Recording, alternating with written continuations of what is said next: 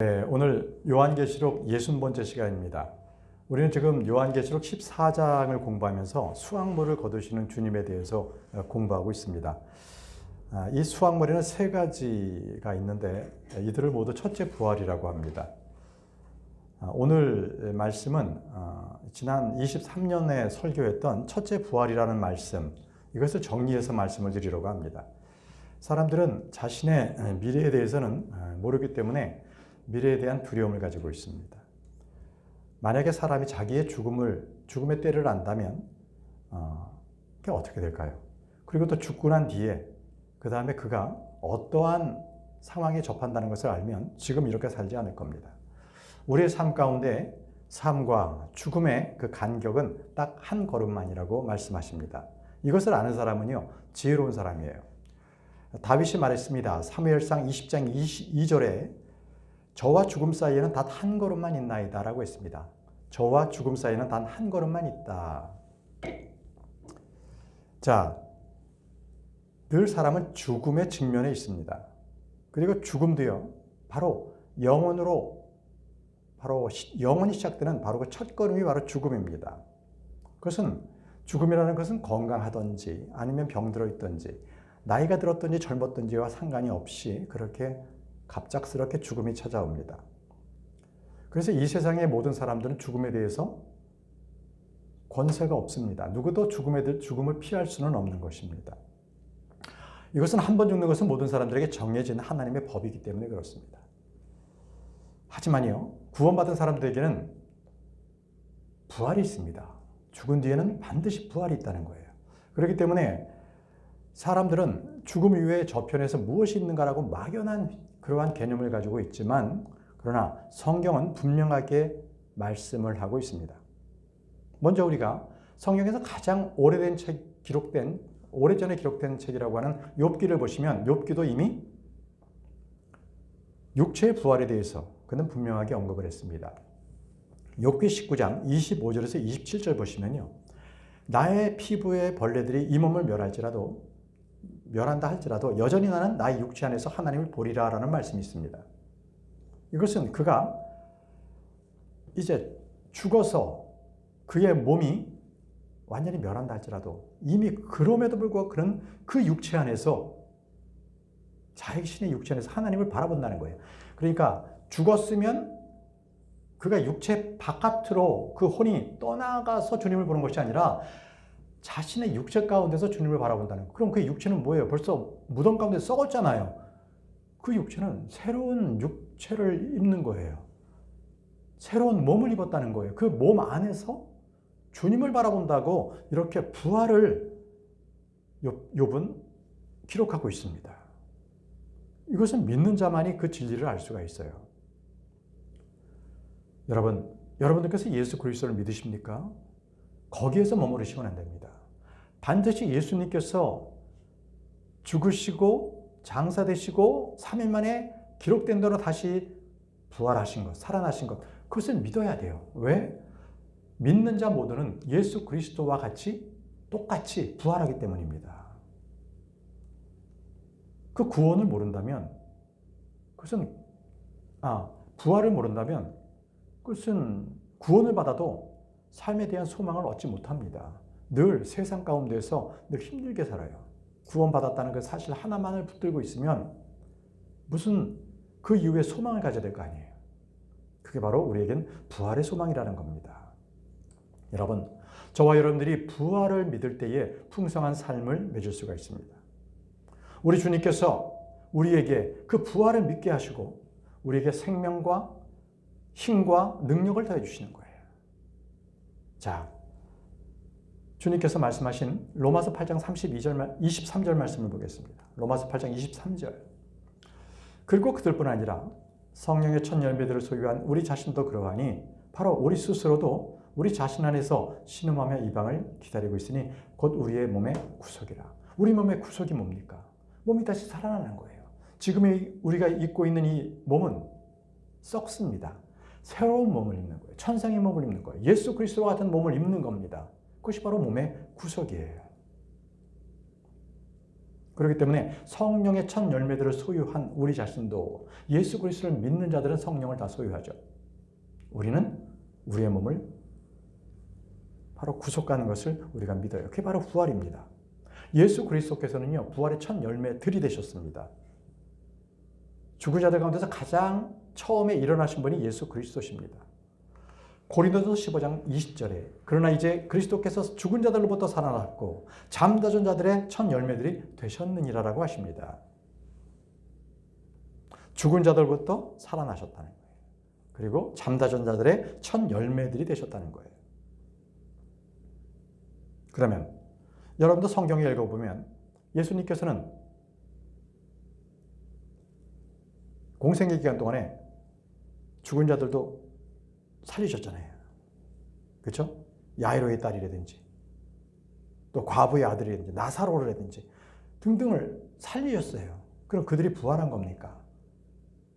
지금 우리가 공부하고자 하는 이 부활은 그런 부활이 아니에요. 그냥 육신으로 살다가 다시 죽는 그러한 부활이 아닙니다. 우리가 지금 오늘 공부하고자 하는 것은 죽었다가 살아나는데 그 부활은 영원한 생명을 얻는 그 부활, 그것을 말하는 거예요. 그렇기 때문에 그 부활의 첫 열매가 예수 그리스도십니다. 그것은 구약의 엘리야의 기도로서 자르밧 과부의 아들이 살아났다. 그 아들은 다시 죽었어요. 그 부활을 얘기하는 게 아니라는 겁니다. 자, 그러면 솔로몬이요, 전도서에서 사람이 죽고 나면 그 이후의 일에 대해서 전혀 알지 못한다고 기록합니다. 전도서 9장 5절에 이는 살아있는 자들은 그들이 죽은 것을 알고 있으나 죽은 자들은 어떤 것도 모르며 그들에게 더 이상 보상이 없기 때문이요 그들에 관한 기억이 잊히기 때문이라고 했습니다. 죽은 자들은 아무것도 모른다고 기록했어요. 그런데요, 주님께서는 친히 말씀하시기를 나는 부활이요 생명이라고 말씀합니다. 다시 살아난다고 말씀하십니다. 요한복음 11장 25절에서 26절에 예수님께서 그녀에게 이렇게 말씀하셨느니라. 나는 부활이요 생명이라. 나는 부활이요 생명이라. 나를 믿는 자는 그가 죽었을지라도 그가 살리라. 믿으면 산다는 겁니다. 믿으면 산다. 이 예수님께서 주신 부활의 진리입니다. 여러분, 우리가 육신이 죽어도 다시 산다라는 것에 대한 부활의 소망을 한다면 여러분 어떻겠어요? 이 세상의 삶에 몸에 달 필요가 있겠습니까? 그렇지 않습니다. 예수님께서는요, 사복음서에서 누누이 말씀하세요. 제자들에게 나는 십자가에 죽고 부활한다. 그런데 이 말씀을 제자들이 알아듣지를 못하는 거예요. 이게 뭔 소리냐? 아니, 베드로는 도리어 예수님을 꾸짖기까지 했어요. 그런 말씀 하지 마시라고. 제자들은요, 예수님의 부활에 대해서 전혀 이해하지 못했던 것입니다. 여러분, 부활, 레저렉션입니다. 레저렉션. 그 부활이 무엇입니까? 성경에는 분명히 죽은 자들로부터의 부활을 말씀하고 있습니다. 죽은 자들로부터의 부활. 이 죽은 자들의 부활은요, 의인의 부활과 그리고 부정한 자들의 부활 두 가지가 있습니다. 사도행전 24장 15절에 그런즉 하나님을 향한 소망을 지녔으니 그것은 그들 스스로도 수용하는 것이로 죽은 자들의 부활 곧 의인의 부활과 부정한 자들의 부활이 모두 있게 되리라는 것이라. 자, 부활하는데 두 가지가 죽은 자들의 부활, 그러니까 의인의 부활이 있고 그리고 부정한 자들의 부활이 있다는 거예요. 의인의 부활은 바로 하늘의 왕국에서 영원토록 주님과 함께 천년 동안 거하고 그리고 영원 세계로 들어가는 것이고, 부정한 자들의 부활은 그들은 푸릇으로 던져서 영원토록 고통 가운데서 지내게 된다는 겁니다. 다니엘서 12장 2절에도요. 얼마는 영원한 생명에 이르고 얼마는 수치와 영원한 모멸에 이르리라고 말씀하셨어요. 여기서 지금 두 가지 부활에 대해서 말씀하고 있어요. 영원한 부활 그리고 영원한 모멸, 수치와 영원한 모멸, 이 두 가지 부활을 지금 말씀하고 있는 겁니다. 그래서 성경은요, 바로 두 부류의 사람을 항상 말씀하고 있어요. 요한복음 5장 28절에서 29절 말씀에도요, 선을 행하는 자들은 생명의 부활에 이르고 악을 행하는 자들은 영벌의 심판의 부활에 이르리라. 자, 생명의 부활이 있고요, 심판의 부활이 있고요. 두 가지가 있다고 말씀하세요. 그러니까 죽은 자들이 부활하는데 두 가지가 있는 거예요. 생명의 부활로 일어나느냐 아니면 영벌의 심판으로서의 그 부활을 가지고 있느냐. 이 두 가지로 합니다. 사도 바울은요. 늘 그가 원했던 게 있어요. 죽은 자들로부터의 부활에 그가 도달하기를 원했다는 거예요. 그 부활을 원했어요. 빌립보서 3장 11절에 어떤 방식으로든 내가 죽은 자들의 부활에 도달하는 것이라는 거예요. 그건 부활의 소망을 믿었어요. 사도 바울은. 이것은 바로 생명의 부활을 그는 소망했다는 것입니다. 이것을 바로 다른 말로 죽은 자들로부터의 부활, 바로 생명의 부활을 말합니다. 멸망의 부활은 죽은 자들로부터의 부활이라고 성경에 그렇게 기록하지 않아요. 그냥 죽은 자들의 부활에 그 안에 바로 영원한 생명의 부활과 그리고 멸망의 부활 두 가지를 다 설명하고 죽은 자들로부터의 부활, 그러면 이것은 영원한 생명의 부활, 이것만을 말합니다. 주님께서 부활이 없다고 하는 사두개인들에게 이렇게 말씀하셨습니다. 누가복음 20장 35절에 저 세상과 죽은 자들로부터의 부활을 획득할 자격이 있는 것으로 간주될 자들은 장가가지도 시집가지도 아니하니라. 영생을 얻어 그가 부활을 하는 자는 죽은 자들로부터의 부활이라는 거예요. 그들은 천사들처럼 장가가지도 시집가지도 않는다고 말씀하신 겁니다. 여러분, 부활이 다 같은 부활이 아니에요. 이 멸망의 부활과 영원한 생명의 부활은 바로 대상과 그 시기가 다르다는 것입니다. 오늘 제가 여러분들에게 말씀드릴 것은 우리 영원한 생명의 부활에는 세 가지 종류가 있다는 거예요. 그것을 우리가 지금 요한계시록에서 우리가 지금 주님께서는 낫을 들었어요. 그리고 추수를 하십니다.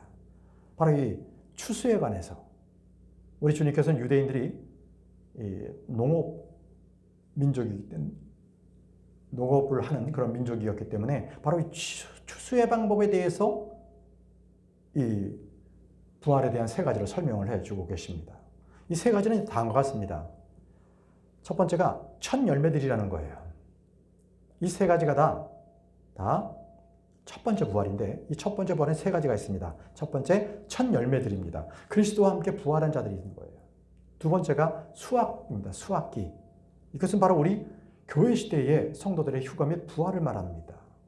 마지막 세 번째가 이삭줍기입니다. 이삭줍기. 이건 환난 성도들의 휴거와 부활을 말합니다. 자, 다시 한번. 첫 번째 부활, 첫째 부활에는 세 가지가 있다. 첫 열매들, 수확, 이삭줍기, 이 세 가지가 있다는 거예요. 근데 이들 대상이 다 다르다는 겁니다. 근데 여기서 보게 되면 첫 열매들이잖아요. 예수님께서 부활하셨는데요. 어떻게 예수님께서 첫 열매들이 될 수 있을까요? 첫 열매라고 하는 표현이 더 맞지 않을까요? 근데 여러분 잘 보세요. 예수님께서 부활하셨을 때 바로 구약 성도들도 함께 부활했어요. 가장 먼저 예수님께서 부활하시고 구약 성도들이 따라서 부활했거든요. 이걸 클러스터라고 합니다. 덩어리라고 하죠. 다시 말씀드리면 포도송이를 생각하시면 됩니다. 포도송이에 하나의 알이 먼저 생기고 나머지가 바로 그 알을 따라서 같이 열매를 맺으면서 태어납니다. 한 덩어리가 되는 거예요. 바로 이것을 첫 열매들이라고 설명한 겁니다. 예수님께서는 그 열매들의 첫 번째가 되셨지만 예수님과 함께 열매가 된 바로 구약 성도들 그들이 있어요. 그래서 첫 열매들이라고 성경은 말씀하고 있는 거예요. 요한복음 11장 25절에 주님께서 부활에 대해서 이렇게 말씀하십니다. 나는 부활이요 생명이라 나를 믿는 비록 그가 죽었을지라도 그가 살리라 라고 말씀하세요.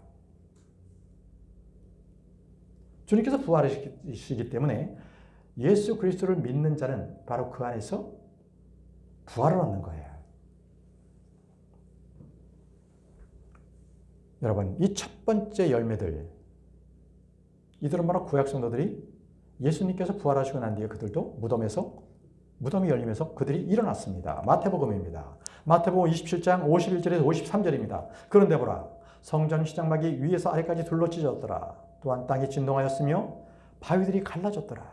그리고 나서 무덤들이 열렸으며 잠들었던 많은 성도들의 몸이 일어났으니 그분의 부활 후에 무덤들에서 나왔고 거룩한 도성으로 들어가서 많은 이들에게 나타났더라라고 합니다. 무덤이 열렸어요. 첫 열매들입니다. 구약 성도들입니다. 많은 성도들이 일어났다 하잖아요. 주님께서는요, 죽음으로부터 이들을 모두 데리고 나오셨어요.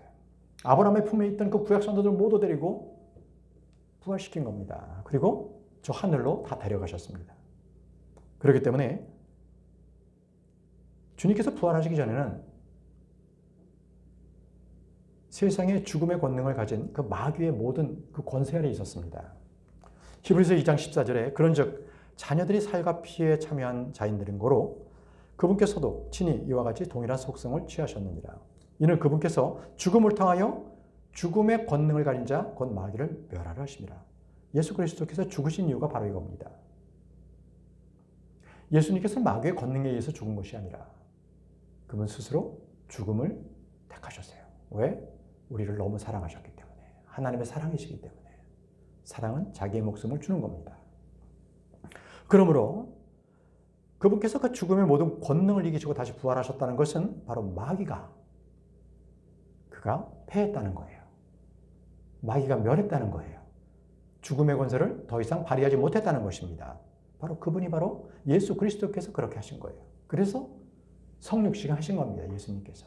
저와 여러분들의 부활을 위해서 예수님께서 먼저 부활하셨습니다. 주님께서는 우리를 부활하시기 위해서, 구출하시기 위해서 오셨습니다. 히브리서 2장 15절입니다.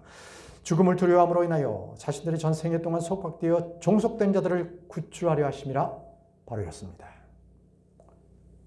주님께서는 우리를 위해서 죽으시고 부활하셨기 때문에 우리는 더 이상 죽음을 두려워할 필요가 없습니다. 부활할 것이기 때문에. 그래서 사도 바울은요, 이 첫 열매들에 대해서 이렇게 기록하고 있습니다.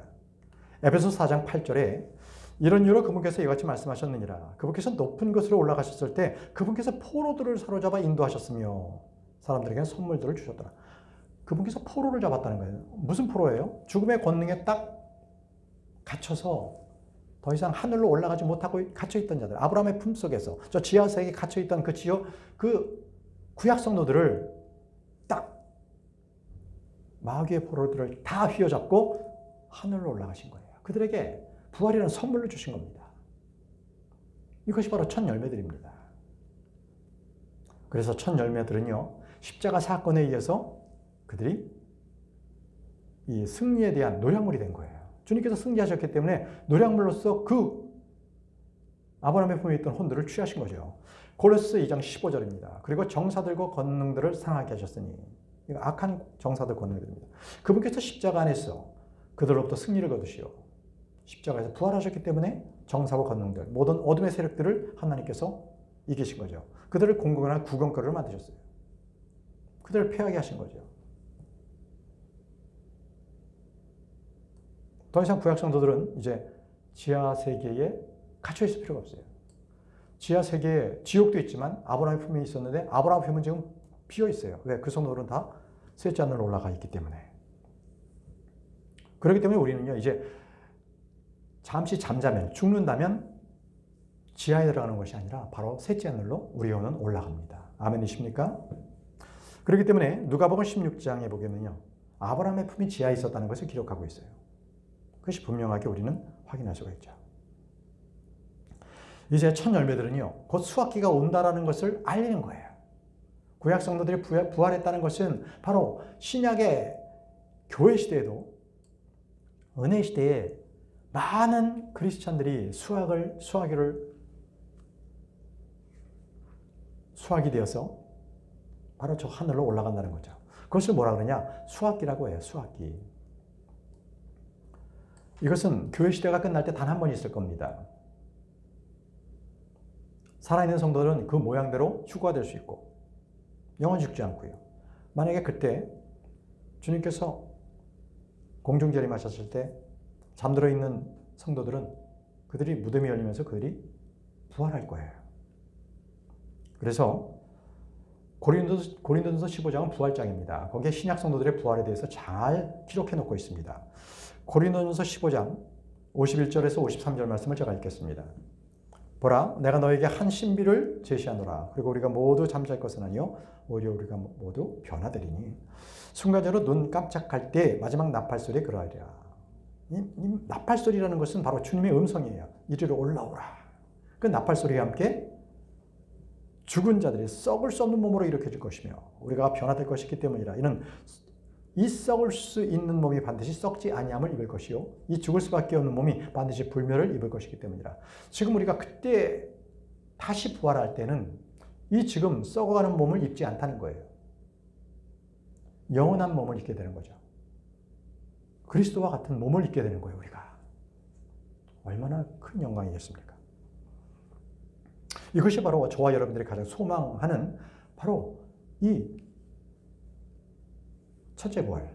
우리는 지금 수학기에 들어있는 바로 그러한 성도들입니다. 우리는 이것을 소망하고 삽니다. 자, 데살로니가전서 4장 16절 17절에도 또 자세하게 기록하고 있습니다. 이는 주께서 환호와 천사장의 음성과 하나님의 나팔 소리와 함께 하늘로부터 친히 내려오실 것이기 때문이라.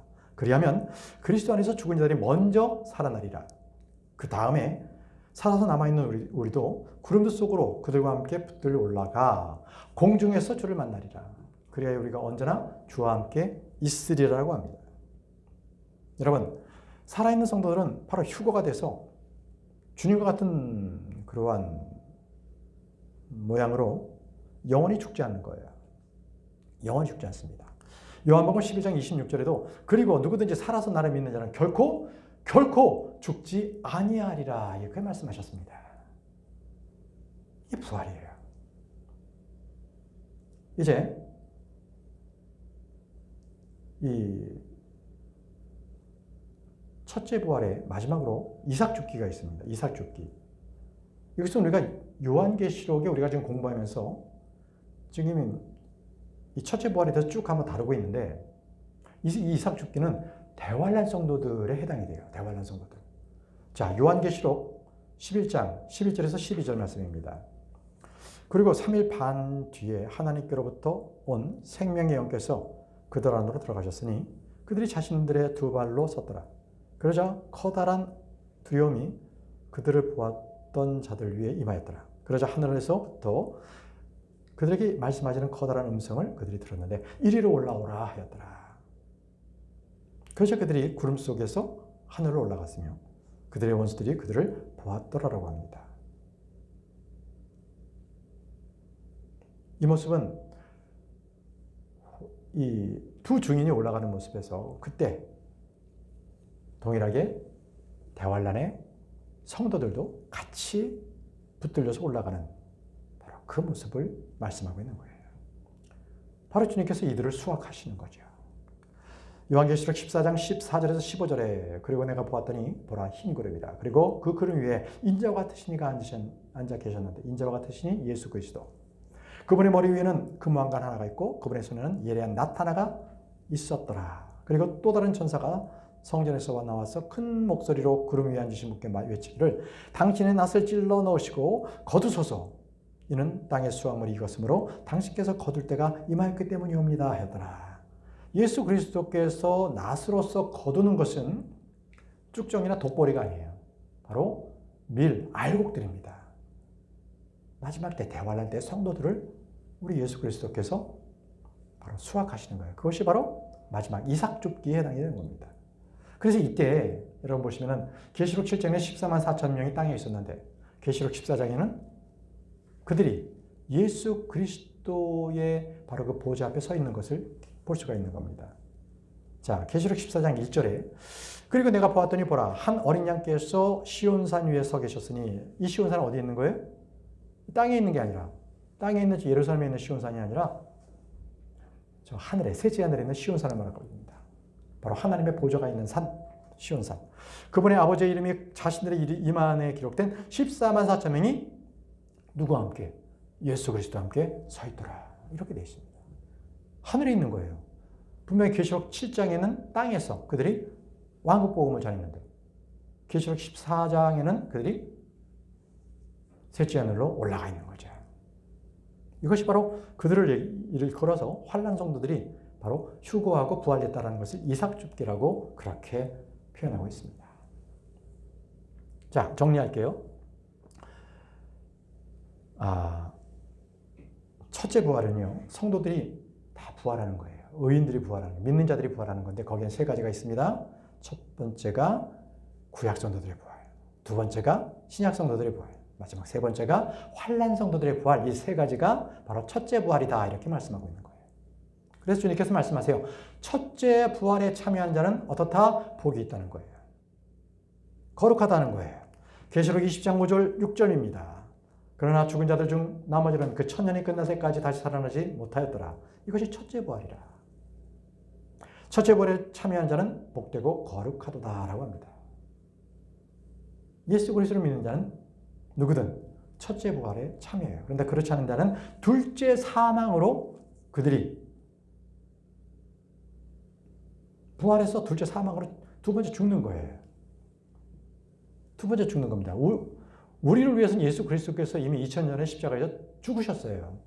더 이상 우리에겐 사망이 없습니다. 그러나 예수 그리스도의 그 죽음, 부활을 믿지 않는 자들은 마지막 때 천년왕국이 끝난 뒤에 그들이 딱 부활을 하는데 그것은 둘째 사망이라 그래요. 왜? 그들은 두 번째 죽어야 되기 때문에, 두 번째 죽음을 맞이해야 되기 때문에 그들을 모두 다 둘째 사망이라고 합니다. 여러분, 저는 이제 저와 여러분들이 이 세상에서 왜 우리가 부활을 그렇게 소망하고 믿고 살아야 하는가, 이것에 대해서 우리가 말씀을 나눠보고자 합니다. 만약에 우리 삶 속에서 부활이라는 소망이 없다면 우리는 어떻겠습니까? 부활이 우리의 삶에 전혀 관련이 없다면 과연 우리는 어떤 모습으로 살아가는 거예요? 우리는 아무 소망이 없을 겁니다. 삶의 기쁨도 없을 것이고 보상도 없을 거예요. 부활하지 못했기 때문에. 여러분, 주님께서는요, 자신의 제자들에게 말씀하셨어요. 너희들의 십자가를 날마다 지라고 말씀하셨어요. 매일 너의 십자가를 지고 나를 따르라고 말씀하셨거든요. 그 얘기 뭐예요? 맨날 너는 고통을 당하라는 것이 아닙니다. 매일매일 죽고 다시 살아나는 거예요. 자기 십자가를 들고 다시 살아나라는 겁니다. 이것이 바로 주님께서 부활의 능력을 우리에게 체험하게끔 하시는 겁니다. 여러분, 그 말씀에 순종하시기 바랍니다. 누가복음 9장 23절에 그리고는 그분께서 그들 모두에게 계신 말씀하셨느니라. 누구든 나를 따르거든 자신을 부인하고 매일 자기 십자가를 지고 나를 따르라. 왜요? 십자가를 지는 것이 고통스럽고 어렵게 보이지만 그렇지 않아요. 그 십자가 바로 그 이면에는 부활하신 주님이 계시기 때문에 우리 역시 그 승리의 함성, 승리의 그 포호를 외치며 우리가 참으로 능력 있는 그러한 매일매일의 삶을 살 수 있다는 것입니다. 이것이 바로 부활의 복을 누리는 자들의 삶입니다. 이 부활에 대한 그 능력으로서 참으로 성경에서 우리에게 본을 보여준 사도가 있습니다. 사도 바울입니다. 고린도전서 15장 31절에 그가 이렇게 고백합니다. 그리스도 예수 우리 안에 있는 예수 안에서 내가 가지고 있는 너희에 대한 큰 기쁨으로 단언하니, 그가 크게 기뻐하고 있어요. 예수 그리스도 안에서. 왜? 나는 매일 죽노라 했던 거예요. 그는 자기 십자가를 지고 매번 주님을 따랐기 때문에 매번 자기를 죽이는 거예요. 왜? 부활하기 때문에. 그는 자기의 자신의 옛 모습, 옛 자를 계속해서 쳐서 그를 죽이면서 그리고 그는 매일매일 살아가는 거예요. 그 모습이 어떤 거예요? 옛사람은 죽지만 새사람은 점점 더 강해지는 거죠. 옛사람은 점점 더 썩어지고 없어지지만 새사람은 날마다 새롭게 되는 것입니다. 이것이 바로 부활신앙을 가지고 있는 그러한 사람들의 승리의 함성인 겁니다. 고린도서 4장 16절에 이런 까닭에 우리가 낙심하지 아니하노라. 오히려 우리 겉사람은 낡아지나 그럼에도 속사람은 날마다 새롭게 되는도다라고 했습니다. 여러분, 매일 자기의 십자가를 지십시오. 그리고 매일 다시 부활하십시오. 그 얘기는 나의 옛사람을 계속적으로 십자가에 못 박혀 죽으시고 나의 정욕과 나의 욕심과 나의 모든 죄악들을 십자가에 못 박혀 죽으시고 나의 새 사람은 계속적으로 강건하게 되시기 바랍니다. 이것이 바로 부활의 능력을 믿고 사는 사람들의 모습입니다. 그럼 여러분, 내가 그렇다면 그 다음 어떻게 살아야 돼요? 나만 그냥 그 능력으로 산다면 그것이 무슨 의미가 있겠어요? 그 능력을 보이십시오. 드러내 보이십시오. 그리스도의 증인이 되라는 겁니다. 주님께서는 우리를 자신의 증인으로 세우셨습니다. 주님께서는 너희들은 내 증인이 되라고 말씀하셨습니다. 사도행전 1장 8절 말씀에 그러나 성령께서 너에게 임하신 후에는 너희가 권능을 받으리라. 그리하면 너희가 예루살렘에서와 온 유대에서와 사마리아에서와 땅의 맨 끝부분에 이르기까지 이르러 나에게 증인들이 되리라고 말씀하셨습니다. 여러분, 부활의 권능, 부활의 소망이 있으면 누가 시키지 않더라도 그 기쁨과 감사를 전할 수밖에 없어요. 여러분들이 구원을 받았다면 구원받고 끝나지 마세요. 거기서 머무르시면 안 됩니다. 바로 부활에 대한 믿음을 가지십시오. 그 부활에 대한 그 믿음의 능력으로 끝나서는 안 됩니다. 그 능력을 발휘해야죠. 어떻게? 복음을 전하셔야 합니다.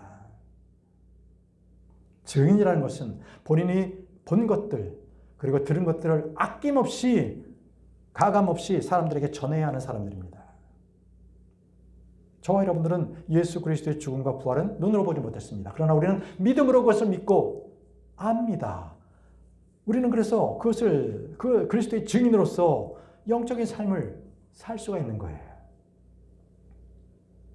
여러분, 그리스도의 증인은 죽었던 나의 영이 살아났다는 겁니다.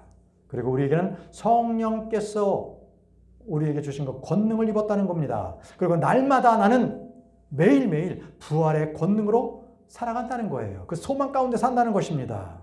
이것이 바로 부활의 증인들이 할 일입니다. 자, 오늘의 마지막 말씀입니다. 사도행전 5장 32절입니다. 그리고 우리는 이런 일들에 관하여 그분의 증인들이라. 이런 일들에 관하여 그분의 증인들이라. 무엇입니까 이것이? 저와 여러분들이 증인이 된다는 것은 내 안에 살아계신 부활하신 예수 그리스도 그분 살아계신 그분을 증언하는 거예요. 살아계시다. 주님은 부활의 생명이십니다. 우리는 부활의 참 증인들입니다. 여러분, 이것이 바로 부활이 주는 우리의 큰 소망이에요. 이 소망을 품고 승리하며 살아가시길 바랍니다. 기도하고 마치겠습니다.